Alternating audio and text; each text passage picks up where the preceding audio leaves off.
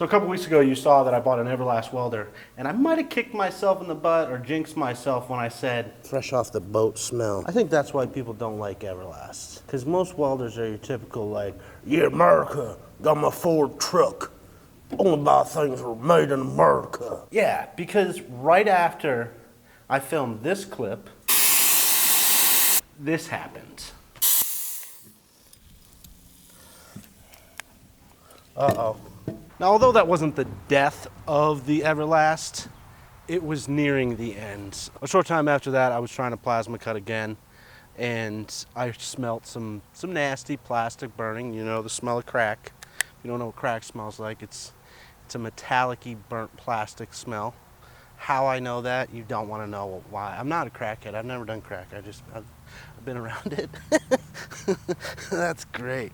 Bro, that was horrible. I'm not really a crackhead. It was a joke, but it's truth, but it's not. But it can't even explain to you the whole truth on that. But, so I contacted Everlast, and I will say they have a 99% good customer service, always answering their phones. I'll email them at like midnight my time. They're in California, so it's 3 hours left, so that's 9 o'clock at night. I'll email them, and they emailed me back right away every time.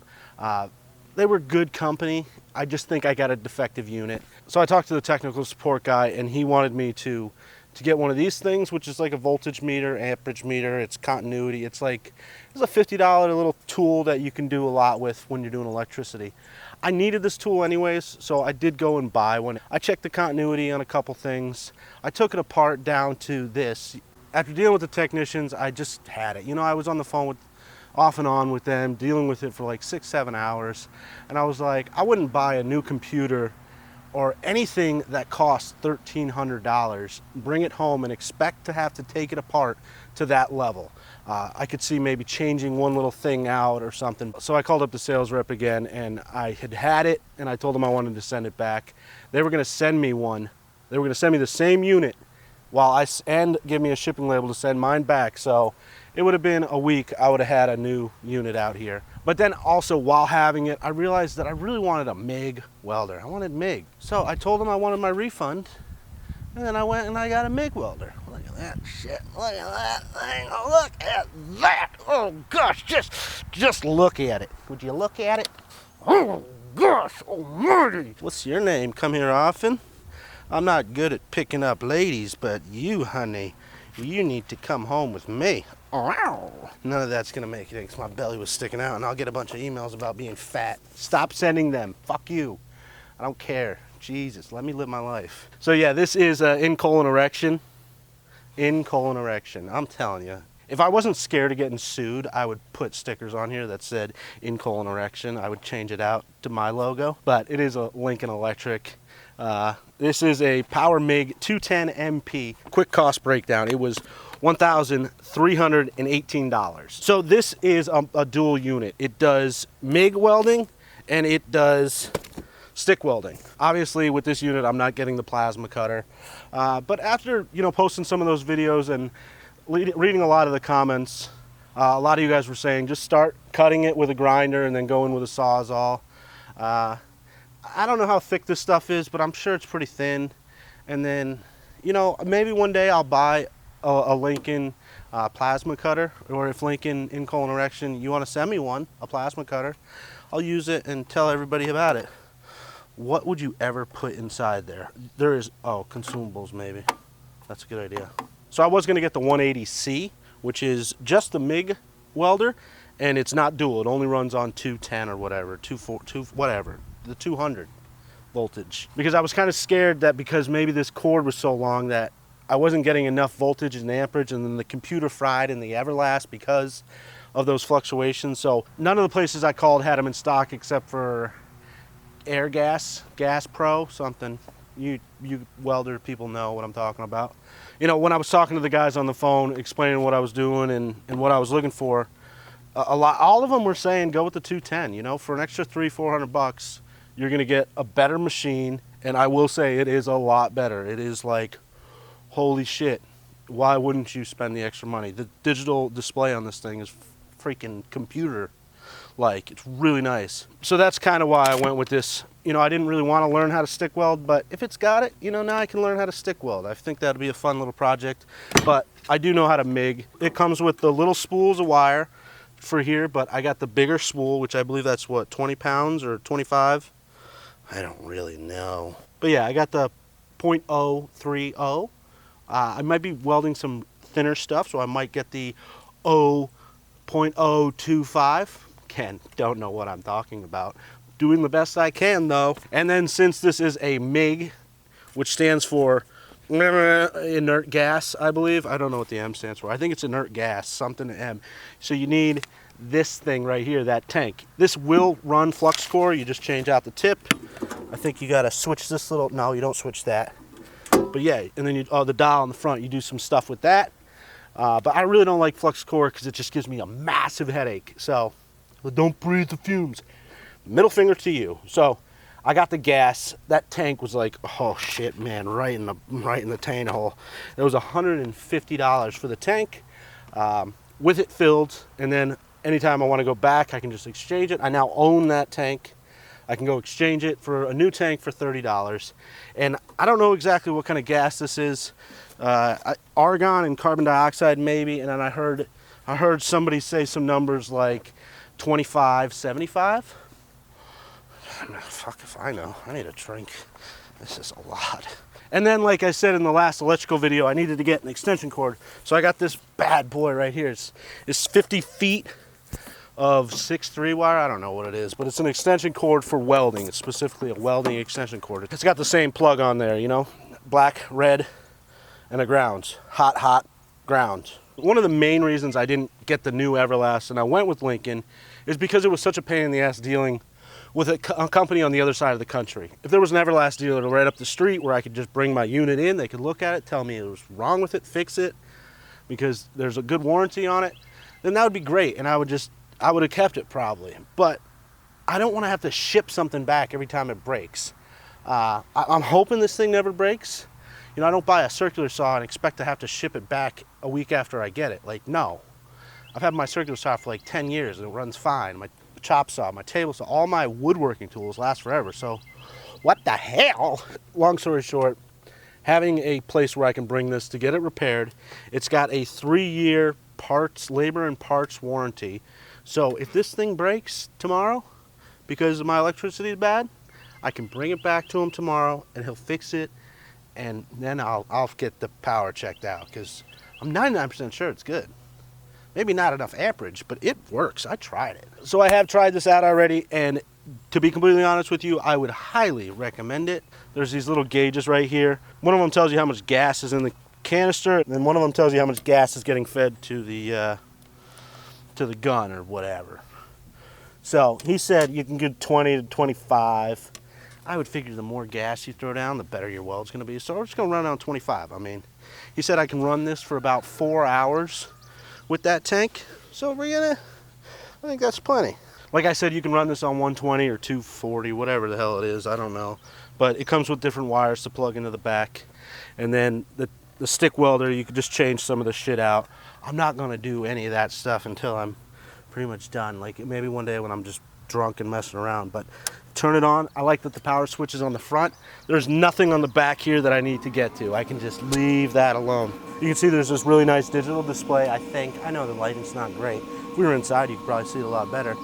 But if you hit this thing, push this button, you can change a bunch of shit. Oh God, I'm scared. You can hit the home button. You can go home, and then you can see, I don't know, flux core, spool gun aluminum. I could weld aluminum if I got, I think, 100% argon gas, and then I got a spool gun. I could weld aluminum, stick, TIG. I can also get a TIG attachment that goes to this thing, which I'm not going to. But, you know, one day when I'm feeling froggy, I can do that. But I'm going to be welding MIG steel C25. Okay? It shows me what to do. Set up. 75% argon, 25% carbon, CO2. What's that? Carbon dioxide. And then you select your wire diameter. Good. What gauge am I welding? Let's go with let's test this bitch out. But it won't let me go above 3/16. What the fuck? 3/16. Good. And it sets it all up. So it shows you my wire speed is going to be 330 inches per minute. Tells me how many volts I'm running. These numbers will change when you're welding depending on, you know, where your gun's at and stuff. But it's done. It does all the stupid thinking for you. It's a very impressive machine, and I'm very happy with my life choices. Wish I could say the same thing, Dan, but, you know, we all make mistakes. You're a living, breathing one, that's for sure. I think anytime you buy a tool or anything, always comes with kind of shitty stuff. Like, it comes with 2 little spools of wire. It comes with some flux core, and it comes with just some regular wire. You know, these things, I think you can change them out and get nicer ones, you know.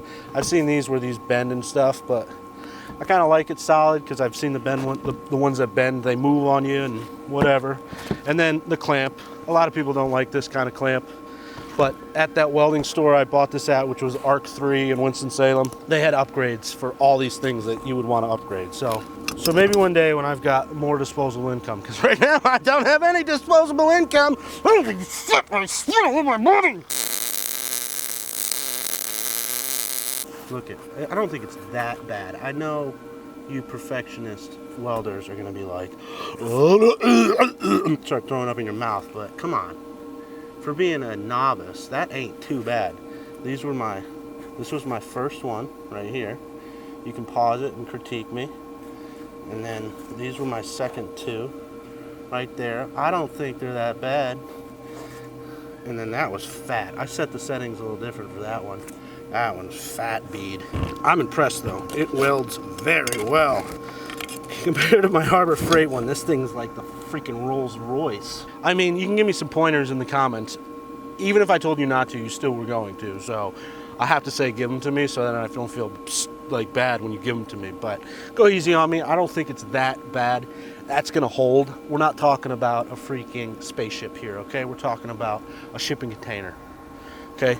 As long as the welds don't fail, I think I'll be good. And I don't think they will. I don't know really how to get it more planed out into the bottom piece.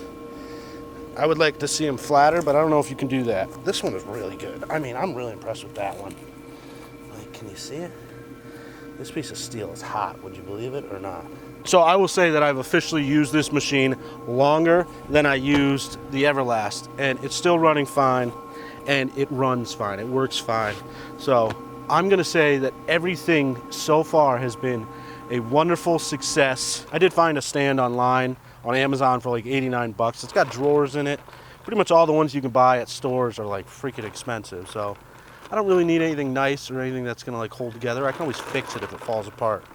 So just a cheap welding stand. I'm really concerned with the gas. I want something that holds the gas up. I don't want that thing to tip over. It's not gonna explode, it's non-flammable, but if that tip gets knocked off of it, that's a rocket ship. But I'm definitely glad that I've made the choice to go with this unit versus the Everlast. Although the Everlast could be a great machine, I got a defective one and it totally fucking put a bad taste in my mouth. That's what she said. But babe, I drink a lot of pineapple juice. It shouldn't be that bad.